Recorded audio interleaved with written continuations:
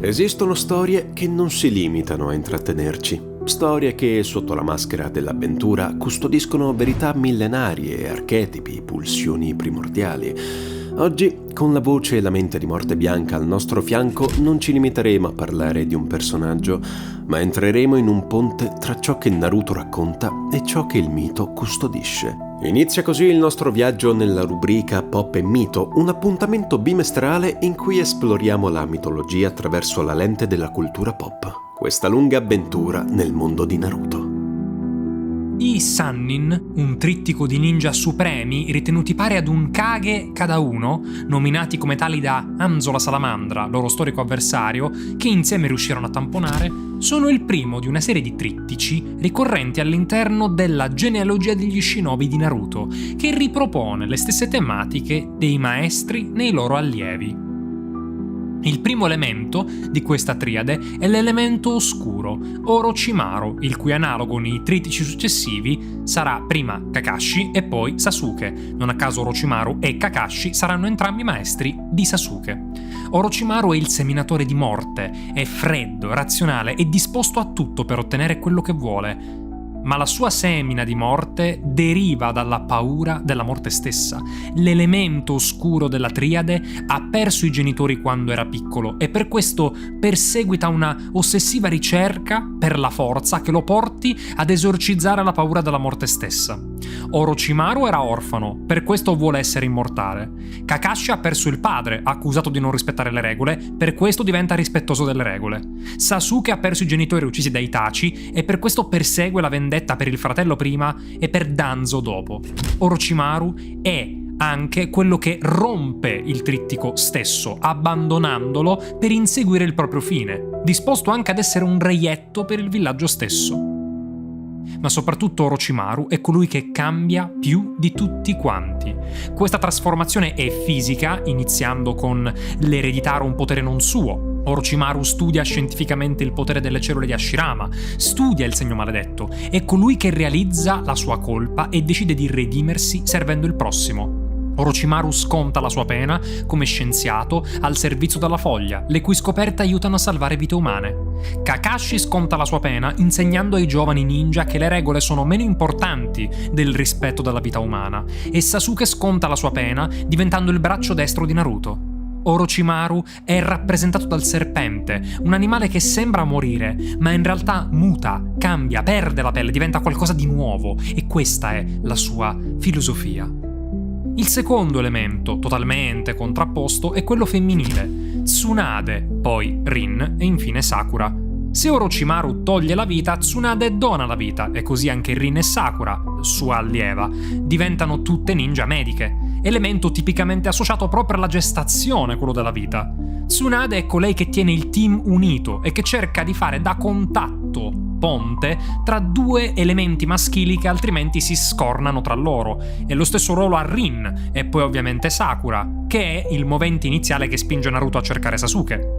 Tsunade, inoltre, disse una volta che se avesse dovuto scegliere con chi mettersi, si sarebbe messa con un genio come Orochimaru, e non con Jiraiya. Un elemento che notiamo ricorrente. Anche Obito era geloso che Rin potesse preferire Kakashi, e Naruto amava Sakura, che a sua volta amava Sasuke. Tsunade è l'elemento rosa del trittico che ha avuto più successo in assoluto. Ninja medico leggendario, membro del prestigioso clan Senju e poi è diventata addirittura quinto Hokage, nonché primo Hokage donna, nonché primo Hokage a ritirarsi in pensione a non morire in carica. Successi che senza dubbio appaiono colossali rispetto a Sakura, che è semplice primaria di un ospedale pediatrico per traumatizzati di guerra, e Rin che è morta giovane. L'elemento femminile è un elemento che dà e riceve amore. Nel ricevere sprona a dare del suo meglio e nel dare cerca di salvare a caro prezzo. Tsunade ha perso sia il fratellino sia il ragazzo. Si innamora infine di Jiraiya, è palese, e perde pure lui. Anche Rin soffre la perdita di Obito e Sakura soffre la perdita di Sasuke. I Sannin rappresentano una sorta di versione orientale del gioco carta, forbice, sasso. Ebbene, l'elemento femminile è quello che batte l'elemento oscuro ogni volta. Tsunade è l'unica che Orochimaru non è capace di uccidere per sua stessa ammissione. Sakura è colei che sposerà Sasuke e nel farlo gli farà mettere la testa a posto. In effetti solo Rin è colei che viene uccisa dall'elemento oscuro, Kakashi, ma lo ha fatto sotto obbligo e soffrendo enormemente, causando la trasformazione dello Sharingan stesso. Giungiamo dunque all'elemento lucente del trittico, Jiraiya. Rispetto all'elemento oscuro, che è reputato un genio, destinato a grandi cose, Jiraiya è reputato un buono a nulla, un clown, è un pervertito, quasi una spalla comica. Lo stesso destino hanno gli altri due all'inizio. Obito è una gag continua ed è palesemente goffo, e Naruto è un combinaguai, eternamente frenzonato da Sakura. Tuttavia Jiraiya è anche l'elemento più positivo e più propositivo di tutti e tre, pure più di quello amoroso. È Jiraiya a fermarsi per addestrare Nagato, Yahiko e Conan. È Obito a voler salvare Rin, mentre Kakashi la abbandonerebbe. Ed è Naruto l'elemento che più di tutti è disposto a sacrificarsi del trittico. Jiraiya è l'elemento che rispetta poco le regole, però rispetta il succo delle regole e non diventerà un esiliato, a differenza di Orochimaru e Sasuke, tanto da avere un destino politico superiore a quello del genio.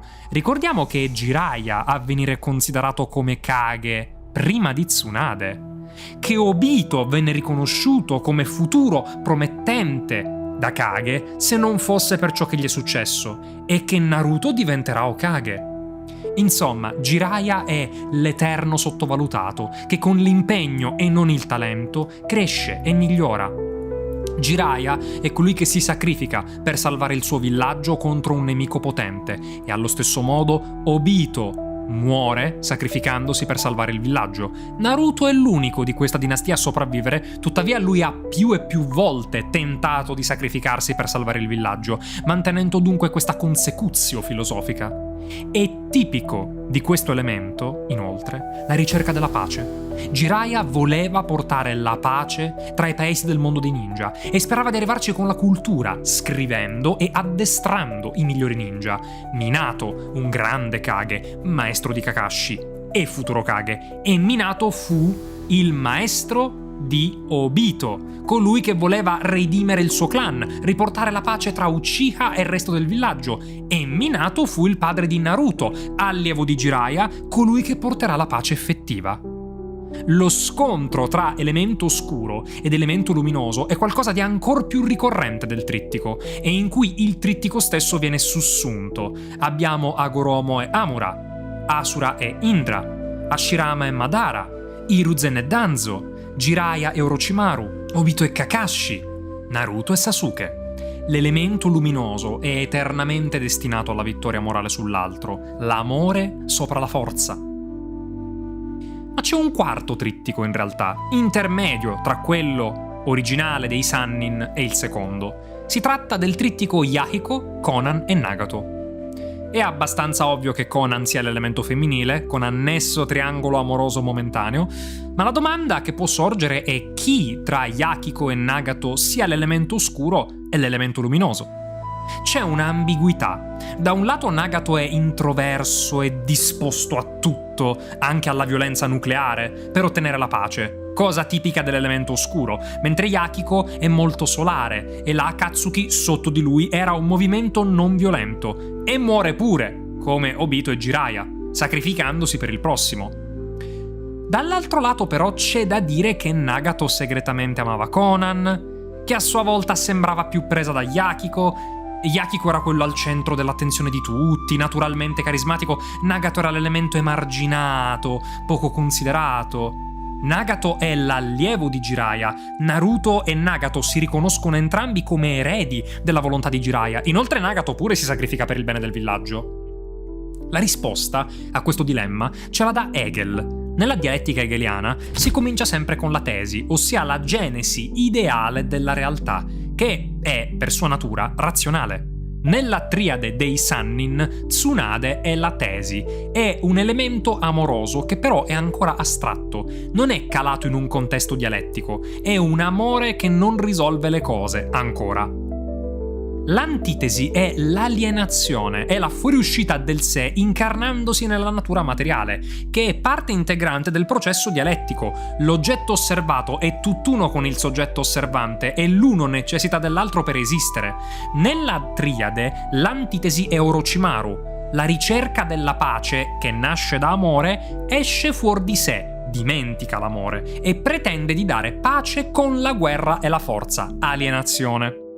La sintesi non è, come qualche ignorante dittatore ha affermato, una fusione tra tesi e antitesi. È la riconferma della tesi dopo il travaglio dell'antitesi, rafforzata dall'esperienza del contraddittorio dell'antitesi. Nella fattispecie, l'idea che ritorna in sé tramite la consapevolezza dello spirito umano. Questo è Jiraiya, la sintesi. L'amore ritorna consapevole di sé, con l'esperienza e la conoscenza della guerra, della separazione, del sacrificio e con la consapevolezza delle complessità diplomatiche, mettendosi al servizio, senza supremazia. Di conseguenza, possiamo identificare Yahiko e Nagato come un classico esempio di alienazione hegeliana, solo che di solito l'alienazione comporta la fine dell'antitesi, che infatti smette di essere tale pentendosi in Naruto, e la sintesi che trionfa nel sacrificio. In questo caso abbiamo avuto un elemento che compensa la morte prematura dell'altro, rappresentando dunque sia una componente iniziale simile all'antitesi e poi il finale sacrificio per la pace della sintesi. In modo simile alla fenomenologia dello spirito abbiamo un ingrandimento della dialettica tesi, antitesi, sintesi e poi di nuovo tesi, antitesi, sintesi, che si concentra su un periodo molto particolare. Nagato somigliava a Naruto, divenne come Sasuke e poi ritornò ad essere Naruto. Ringrazio il canale di Alkill per avermi ospitato per la trattazione di questo interessante tema. Jiraiya Goketsu Monogatari è un antico racconto giapponese che narra le vicende di Ogata Shuma Hiroyuki, noto con il nome di Jiraiya, un ninja che acquisisce le capacità di utilizzare la magia dei rospi. La storia, pubblicata in 43 episodi tra il 1839 e il 1868, nasce dalla collaborazione di diversi autori ed è illustrata da Kunisada. Jiraiya proviene da una famiglia nobile caduta in disgrazia e nel tempo si trasforma in un bandito gentiluomo capace di evocare e dominare i rospi. Durante il suo cammino si innamora di Tsunade, una donna esperta nella magia legata alle lumache, con la quale affronta Orochimaru, un tempo loro alleato, che ha invece scelto di padroneggiare l'arte magica dei serpenti. La narrazione si interrompe in modo improvviso, lasciando il destino di Jiraiya e Tsunade avvolto nell'incertezza, ma l'influenza di questa leggenda si estende ben oltre il racconto originale, ispirando molte opere moderne, tra cui il celebre manga e anime Naruto, dove i 3 protagonisti ricompaiono come figure centrali. Questo racconto è profondamente intrecciato con il folklore e la mitologia giapponese e attraverso una lente mitologica è possibile coglierne i principali simbolismi e significati, a partire dalla sua natura di viaggio nel mondo del soprannaturale, dove la magia si manifesta come forza vitale espressa attraverso la natura e i suoi elementi e in cui Jiraiya rappresenta il punto di contatto diretto con un regno animato nel quale ogni creatura è portatrice di poteri e significati profondi. Il simbolismo degli animali magici costituisce il perno dell'intera narrazione. Il legame tra uomo e spirito animale è alla base del potere dei protagonisti. Il rospo, alleato di Jiraiya, è simbolo di trasformazione, resilienza e saggezza e nella tradizione giapponese è considerato un essere in grado di collegare il mondo fisico a quello spirituale. Cosicché Jiraiya trae la propria forza dalla capacità di adattarsi, rigenerarsi e affrontare il destino con rinnovato coraggio. Tsunade, al contrario, è legata alla lumaca, creatura apparentemente modesta ma portatrice di un'energia sottile e potente, quella della guarigione e della costanza, con cui incarna l'unione tra dolcezza e determinazione nel mantenere l'equilibrio interiore. Infine, Orochimaru è associato al serpente, animale dalla duplice simbologia che rappresenta sia la rinascita che l'inganno e che rende il suo personaggio l'archetipo del traditore, capace di abbandonare la giustizia per abbracciare un potere oscuro e pericoloso, riflettendo la complessità della natura umana, dove ogni forza può portare sia alla creazione che alla distruzione. La narrazione si sviluppa seguendo il classico schema del viaggio dell'eroe, dove Jiraiya nasce da una famiglia decaduta, simbolo di una caduta che prelude una possibile rinascita, ricordando le storie tragiche di eroi che, dopo un passato tormentato, cercano redenzione attraverso prove straordinarie. La sua crescita passa per l'apprendimento della magia del rospo e per il legame che instaura con il mondo spirituale, in un cammino che lo avvicina alla figura dello sciamano e del saggio, protagonisti tipici dei miti orientali. Lo scontro con Orochimaru diventa quindi non solo una battaglia tra bene e male, ma anche uno scontro interiore dove il tradimento e l'oscurità mettono alla prova la tenuta morale dell'eroe, rivelando che ogni potere porta con sé la possibilità di essere usato per scopi luminosi o oscuri e che la vera essenza dell'eroe sta nella scelta continua di restare fedele ai propri valori.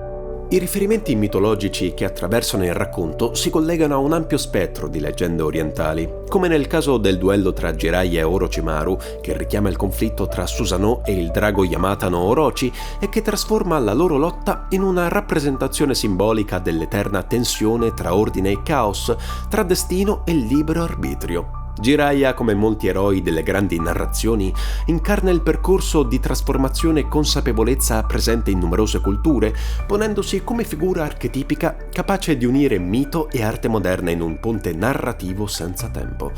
L'eredità di questa storia infatti continua a vivere attraverso nuove interpretazioni perché affronta temi universali come la lotta contro il destino, il bilanciamento tra luce e ombra e il significato del potere, rendendola una fonte inesauribile di riflessione.